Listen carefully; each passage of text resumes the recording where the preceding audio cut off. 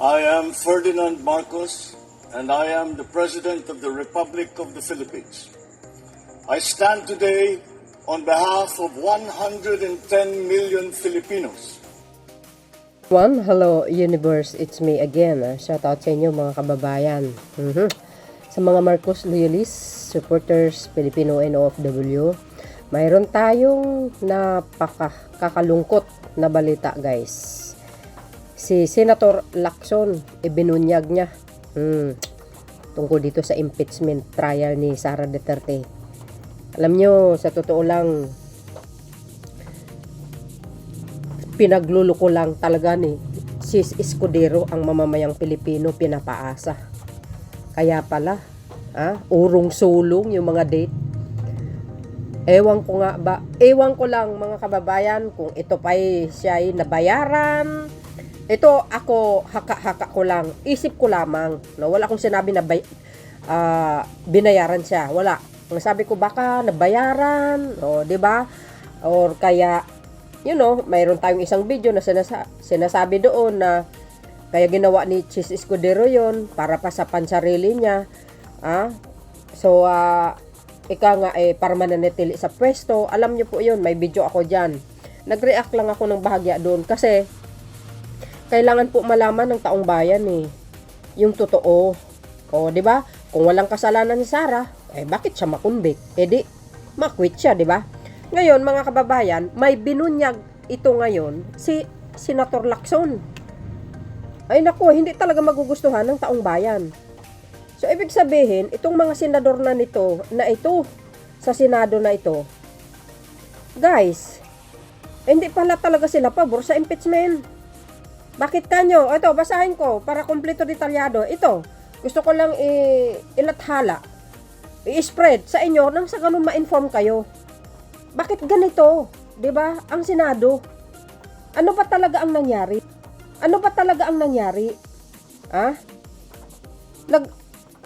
Dahil ba sa tingin nila malakas si Sara sa 2028? Or takot sila kay Sara? Bakit? Babae lang yan. Hindi dapat matakot ang sinuman. Taong bayan ang makakalaban ni Sara Duterte sa 2028. Kaya wag siyang ganyan. Or ayaw nila mabunyag yung mga ginagawa nila ni Sara Duterte. Bakit? Dahil malakas ang ebidensya laban sa kanya. Ganun ba 'yon? O pinagtatakpan ba siya? Tandaan nyo to mga senador to, mga pulpul na walang ginawa kundi lukuhin lang ang taong bayan. Bakit? Ito, basahin ko sa inyo para kumpleto detalyado. Mismo si Senator Lacson ang nagsabi. Short lang ito guys Ayoko na mag-react kasi nakaka-embier na talaga. Ang bottom line dito, ibig sabihin, ang pinupunto natin dito is ayaw nila ma-impeach si Sara Duterte. Gusto nila ma-acquit. Anak ng kwago. Nakakakulo ng dugo talaga. Ito si Sis Escudero. Ako, hindi ka talaga iboboto 2020. Tandaan mo yan. Ako, nakakatunog ng ngipin Ito. Sabi ng People's Tonight, kinumpirma ni Senator-elect Panfiloping Lacson ngayong Miyerkules, Hunyo 4 sa panayam sa kanya ng DZMM Teleradyo na pinadalan siya ng Senado ng kopya ng isang updated na proposed resolution na nanawagan sa de facto impacto talaga. Di ba? Dismissal ng impeachment case laban kay Vice President Sara Duterte. You see guys, you see. Kung natatandaan nyo guys, nanumpa na si Bato sa harapan ni Sis Escudero. Tanging bukod lang yata siya. Anya, madidismiss ang impeachment trial laban kay VP Sara kung makakuha ito ng majority votes at kung walang kukontra rito. Ay dapat kukontrahin nyo. Kukontrahin nyo. Idinagdag ni Lacson na walang pangalan ng may akda ang naturang resolusyon dahil naliligaw pa ito sa mga senador. So, ibig sabihin guys, nakikiusap sila sa bawat senador. Ang gawin natin, wag natin i-convict si Sara. Gawin natin, i-acquit natin. Parang ganun ang dating In my own thinking lamang. Sa paningin ko, sa pananaw ko, mga kababayan, ewan ko lang sa inyo. Parang tipong ganun, di ba? Liligawan mo yung isang senador. Oy, sir, Ano ba palagay mo? O ganito, huwag na nating ituloy yung impeachment. Ang gawin na lang natin, i-votes natin para maging ma-acquit itong si Vice President. O parang ganun ang dating, ano.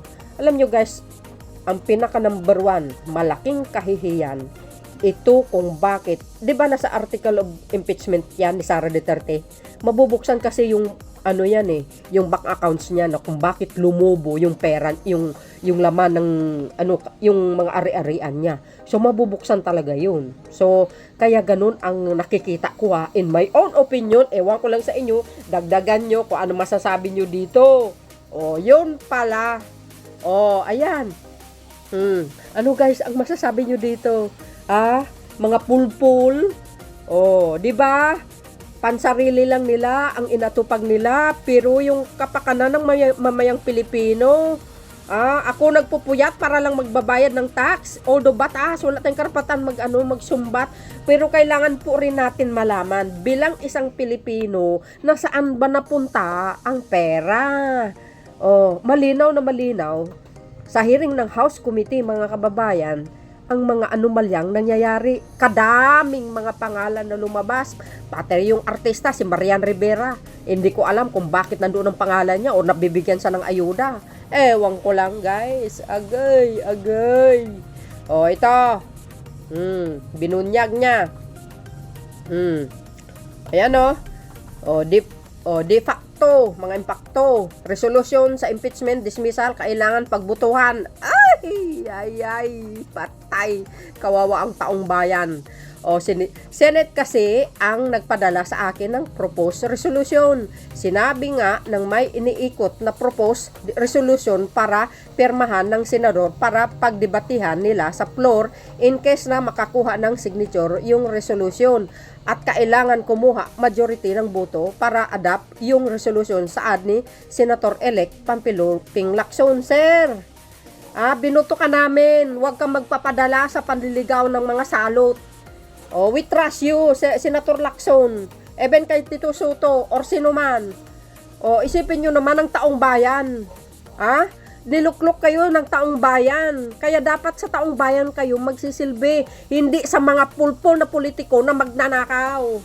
Kung totoo man kasi, nasabi ko, may pagnanakaw because hindi niya guys kasi in-explain sa part niya kung saan napunta ang pera. So parang sign ng corruption ang dating sa akin. Di ba? Ganun lang kasimple. Wow, grabe kayo. Mas kinampihan nyo yung mga taong ganyan kaysa mga Pilipino na nagbabayad ng tax every month na nagpupursige, tapos ganun ang nangyayari, i-dismissal nyo. Nanliligaw kayo, Senate President, Sis Escudero, sir. Anong nangyari sa'yo? Dapat sa'yo bumaba ka na sa pwesto. Urong-sulong ka. Ngayon, bistado ka na. Kaya pala, inuurong-urong sulong mo Mr. Senate President. Kung ako sa'yo, sir, bumaba ka na lang. Wala kang kwentang Senate President. Nakukuha ka pala sa usapan. Ano bang pinakain ni Sara Duterte sa'yo? Yan ba ang nakukuha ng mga bilyon-bilyon na mga pera? Diba guys? Ako, nagre-react ako kasi umaasa din po tayo. Na impeachment na ito, matutuloy. Pag ganyan ang ginagawa nyo, hinahamon nyo talaga ang taong bayan, baka magkakaroon tayo ng people's power na naman. Diba? People's power. Makakalaban nyo talagang taong bayan pagdating sa mga ganyan. If hindi mo itutuloy yan, anak ng kuwago, talaga naman, kahit malayo ako, pupunta ako talaga. I-broadcast ko talaga yan. Sa people's power. Huwag ganun, Senate President Sis Escudero. Sir, maraming mata na nakapanood sa inyo. Nag-i-press con ka pa. Ang dami mong alibay. Yun lang din pala ang punto mo. Iisa lang din pala ang pupuntahan mo. Hindi nyo pala gustong matuloy itong impeachment na ito. May talagang tinatakpan kayo, may pinoproteksyon kayo. Ganun ba yon? Ito guys ito pakatandaan nyo. If ever ma-acquit man itong babaeng ito, pagsisikapin po natin yan na wag natin ibuto yan sa 2028. Parang awa nyo sa mamamayang Pilipino at sa bansang ito. Lahat po ng mga naumpisa ni Pangulong Marcos, lahat yun maabulis, walang mangyayari kasi panibagong tawag dito, panibagong administrasyon na naman. May mga bagong pamamalakad yan. Kawawa talaga. Isipin nyo ang kaba ng bayan. Baka masimot yan, no? Baka magulo talaga ang bansa na ito. Gugulo talaga ang bansa nito, tandaan nyo yan. Magugulo talaga. Dahil dito lang sa mga pamilya na ito, sila lang talaga ang nagugulo sa bansa na ito. Sa totoo lang, imbis tahimik ang pamumuno ng Pangulong Marcos Jr. Real talk po tayo, pero sila po ang nanggugulo. Grabe. Ganid sa kapangyarihan. Gustong umupo para mawala lahat ng issue. Ayan, para maabsulto yan si Kibuloy. Maabsulto yan si Tebes. Lahat ng mga Chinese babalik. Anak ng kwago. Mga gambling, pogo, ibabalik. Kawawang Pilipinas. Magsanib pwersa tayo. Yellow, pink, pula. Huwag natin hayaan itong mga to. Makakapasok sa palasyo. Grabe mga bes. Grabe kagahaman.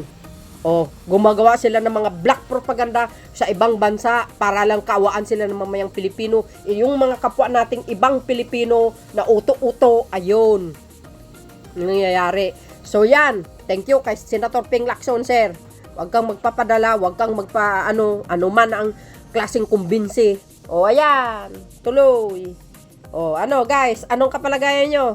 Nakakakulo ng dugo talaga ito si Chis Escudero talaga So, yun guys, ang aking pinaka-latest update videos. Hindi ko lang talaga mapigilan sa inis ko Kaya pala urong sulong talaga. Yun pala tama pala ang mga analisa ng mga tao na nakikita sa iyo. Walang kwentang Senate President na ito, Mr. President. BBM, sir, gumalaw nga kayo. Kasi guys, wala naman siyang karapatan na manghimasok diyan. 'Di ba? Kasi separate powers 'yan, kaya kung ano man ang magiging desisyon ng Senado, hindi natin alam guys kung ano magiging ng Pangulo ang masasabi niya dito. Well, anyway guys, ano po ang pagkakaintindi nyo dito? Basta ako, yun. Nakakasama lang ng loob. So, ito nagko-comment guys, in case there is an outright dismissal, people power will be looming or taking shape to demand impeachment trial for transparency and accountability. Agay, patay tayo dito mga kababayan. Kung pipirma sila, ano pang saysay ng butuhan. Diba guys? Siyempre, kakampi ni Duterte yun. Malalaman lahat ng ang tunay na kulay nyo, especially sa mga re-electionist sa 2028. Kaya sana naman bumuto ng tama at karapat-dapat na politiko. Nubuting tuloy ang conviction. Ayan, kasalanan yan ng bumuto sa kanila dahil nabayaran ng pera. Moneymaker, magkano naman kaya ang isang perma? Yun, ang tanong. Baka 2 million. Biro nyo yun? 2 million or 5 million. Mahina na siguro ang 2 million. Sige, kilos kayo sa EDSA na naman kami. Correct. Sasama ako dyan. Sige, sumama kayo. Walang silbi kayo. Sa mamamayan, magkano pera lang. Walang hiya talaga. Dismissing the impeachment trial. BP is amounts to violation of the provision of 1987 Constitution. Tama, guys. Which is entirely illegal. Senators-elects are mandated to obey the Constitution. Yun dapat. Sige, ipakita na ninyo ngayon ang mga pumirma para sa mga impakto para ngayon pa lang malalaman ng buong bansa kung pwede na talagang magkaisa para sa malapit na panahon. Ang pagkakaisa tungo na sama-sama pagkakaisa, another people power in the making. Yes, let's go! Mga mamayang Pilipino, maghintay tayo sa tamang pagkakataon. Sige, Senator SP Escudero, kung walang kasalanan, bakit kinakampihan na hindi ituloy ang impeachment? A big question mark. Yun. Ang problema lang sa atin talaga. Mga kurakot na mga opisyal. Nakaka-imbier na. Agay. So yun guys, ang aking pinaka-latest updates video. Kayo pang bahalang humusga. See you again on my next upload. Bye and baboos and God bless Philippines.